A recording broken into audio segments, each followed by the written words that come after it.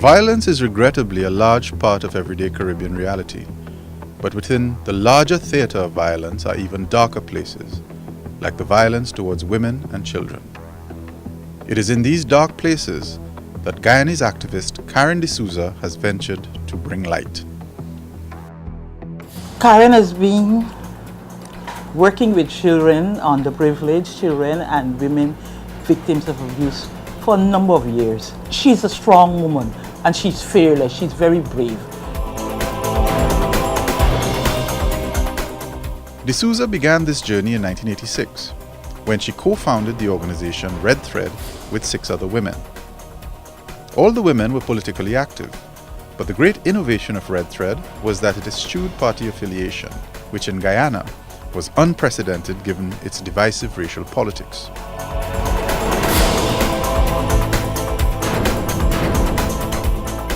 Red Thread was founded in October 1986 by 7 of us. All of us were at the time either members or supporters of the Working People's Alliance, which was popularly led by Walter Rodney. And women that we were trying to organize to protest against food shortages and so on basically told us that they didn't want anything to do with what they considered party politics. What they needed was money. We began Red Thread as something to generate income for grassroots women in 2 African and 2 Indian communities first, and then immediately after in Amerindian communities as well. D'Souza was an unwilling convert to action outside of politics. So I was dragged kicking and screaming into Red Thread because I felt that the work I was doing in the WPA was important and necessary. Eventually changed that view. And from its beginnings, the vision and mission of Red Thread grew. Working with women, we recognized that many of them were survivors of domestic violence, and they also have high levels of child abuse also.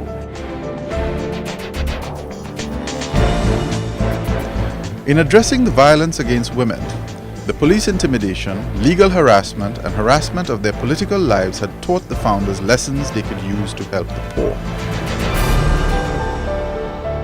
I've had, many extraordinary encounters with Karen. One I remember particularly is when we were both arrested in New Amsterdam. In the end, they said, well, you're free to go, but you'll have to sign this statement saying that you didn't suffer any brutality or anything like that while you were in police custody. We all signed it because we were anxious to get going. Karen absolutely refused to sign any such statement. Well, there was a period of my life, the party period of my life, where I could almost guarantee being arrested once I stepped out onto the street. Karen D'Souza herself was probably the most arrested person in Guyana because of her involvement with the WPA. So for many of us, we spent a lot of time in court, either addressing charges against us or supporting members who had been charged. So we got to know the court system very well. From these beginnings, D'Souza and Red Thread are today working with the establishment for the common cause of empowering and protecting women and children. Karen has been doing a lot of work in the areas of violence. She's been an advocate on women's rights, women's human rights, and especially on issues such as rape and violence, interpersonal violence, domestic violence. And she has worked throughout Guyana in many hinterland communities with grassroots women. More than that, Red Thread has also been able to affect the legal framework to address these issues. Several of the major achievements have been the passing of medical termination of pregnancy legislation in the early 90s, the passing of the Domestic Violence Act in mid-90s, and the reform of sexual offences legislation 4 or 5 years ago. Red Thread and D'Souza have also contributed to academic research and the provision of data on the issues of abuse and women's rights in Guyana.